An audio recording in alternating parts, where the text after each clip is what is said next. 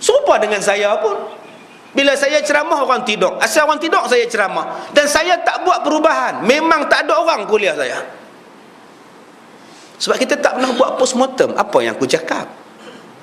Kalau penceramah yang baik, dia balik rumah, dia pasang balik kaset dia dalam kereta tu, dia dengar balik apa dia cakap. Tak betul lah aku cakap ni, aku kena yang ni lah. Dia tanya pula isteri dia, apa yang abang cakap yang hang tak faham? Hang faham tak apa?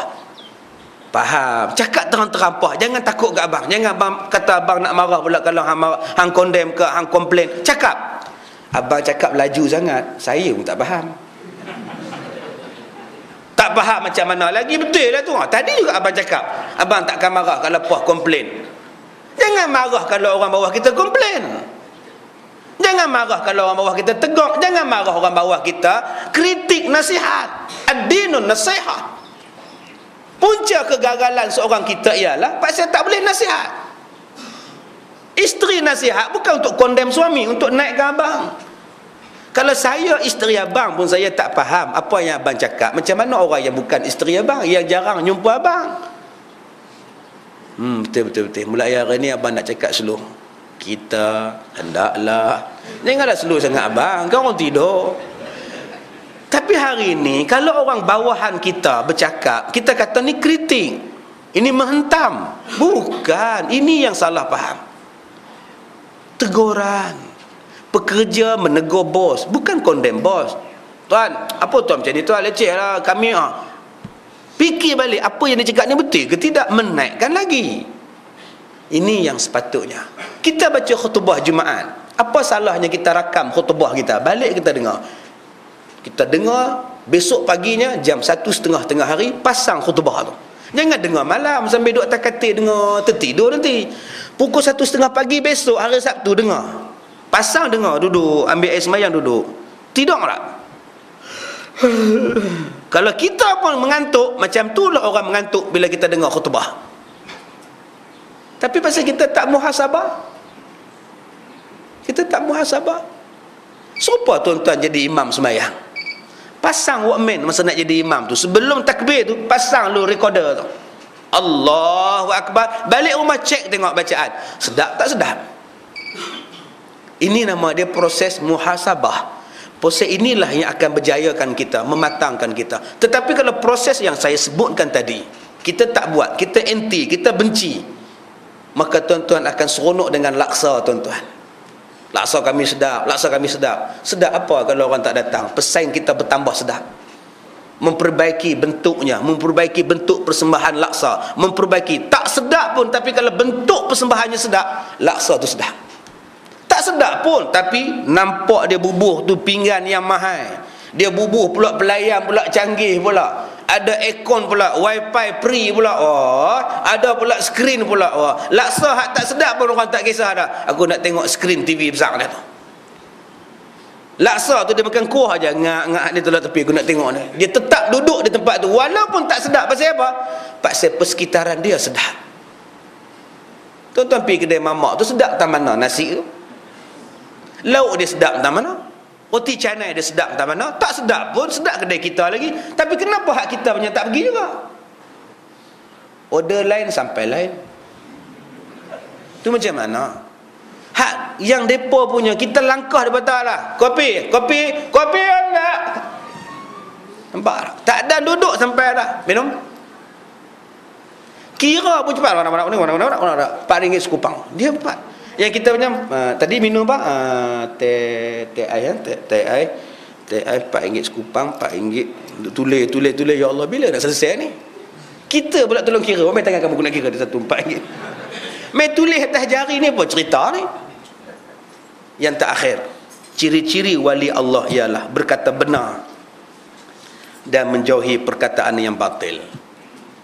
Bila saya cakap macam yang saya cakap tadi, ramai orang tak setuju. Saya tak mau cakap direct, saya cakap kias-kias. Saya kias pun tuan-tuan faham dah. Itu namanya nasihat, bukan benci. Orang yang benci, dia tak nasihat. Orang benci mampu hidup kamu, lantak lah. Itu benci. Tapi orang yang sayang, dia nasihat. Tapi orang salah faham, nasihat tu kata kritik. Ustaz, kritik tak ada saluran. Saluran apa? Bercakap benar tuan-tuan. Qulil haq walau kana murran. Itu sifat wali Allah. Saya tak katalah saya wali, tapi itulah ciri yang membawa kepada Allah sayang pada kita. Kalau tuan-tuan nak nasihat saya, nasihat. Tapi nasihat yang betul. Yang ada hujah nas. Baru ni saya mengajar, saya buka internet. Sebelum pergi mengajar tu baca internet macam-macam cerita, nak tahu perkembangan. Saya minta maaf kalau tuan-tuan apa yang saya cakap ni tuan-tuan terasa. Saya cakap, saya baca orang duk marah Mufti Perak. Macam-macam orang maki dia. Satu perkataan yang saya cukup tersentuh hati, dia panggil dia anjing. Saya terasa tak sesuai tuan-tuan panggil dia anjing. Dia tok guru juga, walaupun dia cakap tu tak setuju pada kita, tapi kita kena ingat dia ustaz. Mana sesuai guna perkataan mughalazah pada dia? Tak sesuai. Dia ustaz. Dan apa yang dia cakap cuma petikan-petikan yang keluar dalam surat khabar. Kita tak tahu apa yang dia cakap sepenuhnya. Bukankah kita cakap jangan percaya dengan surat khabar, depa ni putar belik. Mungkin kenyataan dia diputar belik, kita pun tak tahu. Mungkin mereka ambil bab yang berkenan dengan mereka, mereka bubuh situ. Bab hal lain mereka padam. Sedangkan kita kata dah tadi, nak memahami sesuatu keadaan, kena baca keseluruhannya. Macam artikel tadi, kena baca keseluruhannya, bukan satu babnya. Bila kita baca bab itu saja, memang kita keliru, kita salah faham. Serupalah dengan hamba Allah ni. Sebab tu dia kata, jumpa saya. Yang mana tak puas hati, jumpa saya. Jangan tibai saya. Saya baca, saya kesian tuan-tuan. Saya kenal dia, dia orang lembut. Saya baik dengan dia. Orang warak lembut, cakap dia tak pernah yang tinggi suara, senyum je bercakap. Dulu kita nampak yang seirah-irah dengan dia ni, Allah yarham Datuk Mufti kita dulu ni, Datuk Ishak Bahrum.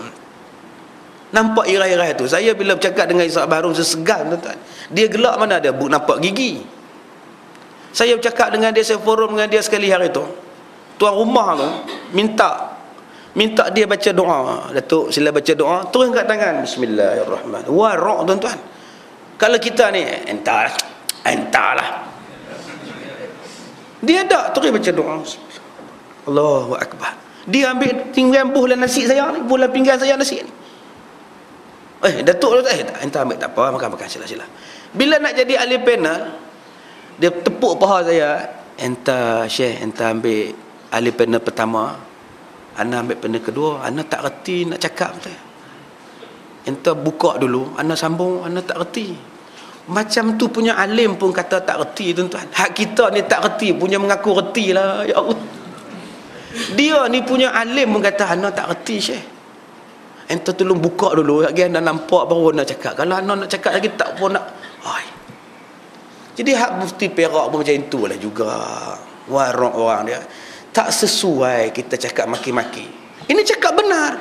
Walaupun apa yang dia kata kita tak boleh terima, itu penafsiran dia ataupun penafsiran akhbar dan sebagainya. Tetapi mulut kita, tulisan kita, bloggers, tolong berhati-hati, jangan kata sampai anjing pada hamba Allah ni.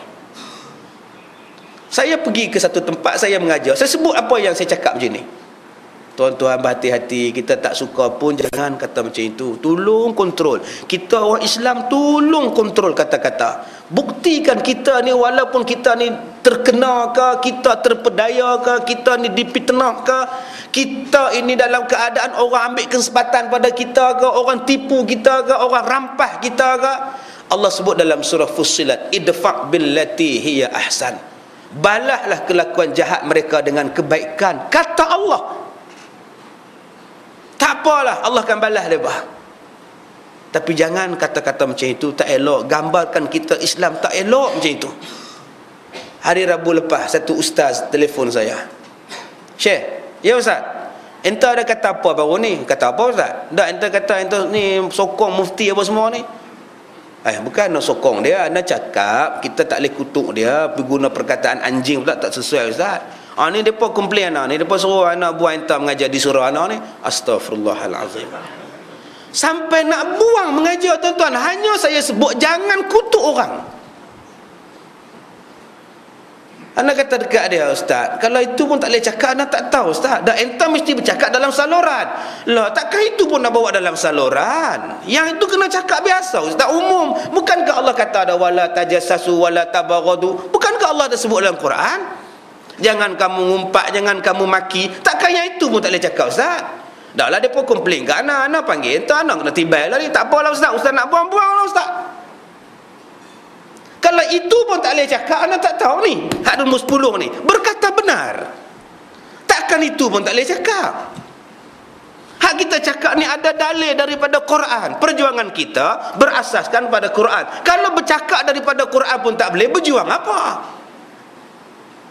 Uthman ibn Affan datang lambat sembahyang Jumaat. Umar Al-Khattab baca khutbah depan orang ramai ni.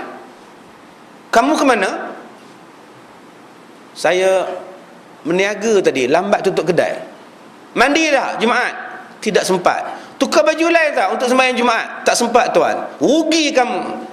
Datang lambat, tukar baju lain tidak, mandi Jumaat tidak. Umar Al-Khattab teruskan baca khutbah. Yang kena tegur tu siapa? Uthman ibn Affan, sahabat Nabi, bakal khalifah tuan-tuan. Depan orang ramai sedang khutbah Jumaat. Kalau tuan-tuan jadi Uthman, letak jawatan, boikot masjid tu. Silat-silat hari bulan tubuh parti baru bah. Tapi Uthman tak berubah tuan-tuan. Tak berubah perjuangan dia. Minggu depan sekali depan khutbah, Umar tengok dia ada depan lah. Dia berubah jadi baik. Dia tak berubah perjuangan, tidak. Dia berubah jadi baik. Pasal Umar dah tegur. Dan Umar tegur tu pula dia khalayak ramai. Sebab tujuan dia bukan nak ajar Uthman semata-mata, nak ajar orang lain. Lain kali datang hari Jumaat 1 jam sebelum semayang, tutuplah kedai, balik rumah mandi, sunat Jumaat, pakai baju baru. Orang Islam hari Jumaat sunat pakai 2 lai baju. 1 lai untuk pergi kerja, tukar baju kerja ni pakai baju khas untuk semayang Jumaat, sunat. Kalau itu pun tak boleh tegur, apa akan jadi tuan-tuan? Saya kata kat ustaz tu, pulanglah ustaz. Kalau ustaz nak tegur, anak pun letih ustaz. Letih. Nak bercakap pada orang ni letih lah. Orang tak mau faham apa yang kita cakap. Orang faham kita ni condemn. Bukan condemn. Ni hak kitab sebut. Kalau itu pun tak boleh ustaz, pulanglah kat ustaz. Tak apa. Anak faham kita cakap. Anak faham. Sudah faham sudah. Kadang-kadang saya tahu hati tuan-tuan. Orang salah faham. Mai jumpa saya pula, ustaz, seronoklah ustaz. Apa hal pula? Abang ustaz penasihat. Penasihat apa? Penasihat 25%. Saya kata saya tak tahu dia penasihat, saya tak ambil tahu, saya tak jumpa dia pun tuan-tuan. Lepas dia jadi penasihat ni, 1 hari pun saya tak nak pergi rumah dia, jumpa dia pun tidak tuan-tuan. Dia telefon saya dah, mak macam mana? Mak macam tu demam pula. Saya belum mak saya sakit. Duduk di rumah saya lah ni. Yang tu je lah. Saya tak nak pergi rumah dia. Kalau saya pergi pun pasal mak saya duduk situ. Pergi hantar ubat, pergi cek darah kencing manis mak berapa, darah tinggi mak berapa, pergi cek balik-balik apa-apa. Okey mak, saya nak pergi mengajar. Bukan kita lepak dengan dia minum kopi. Perjuangan kita tak ada tuan-tuan, mempihang lah. Tapi setengah orang dia tak faham. Dia kata asyik abang penasihat, adik dia pun payah tuan-tuan. Hari tu saya pergi mengajak dia tepik, main tepuk belakang saya. Kenyang ha? Kenyang siapa? Astaghfirullahalazim. Saya tuan-tuan, sekolah saya semua saya kutip derma orang bagi tuan-tuan. Saya tak pernah minta projek apa pun, tak pernah.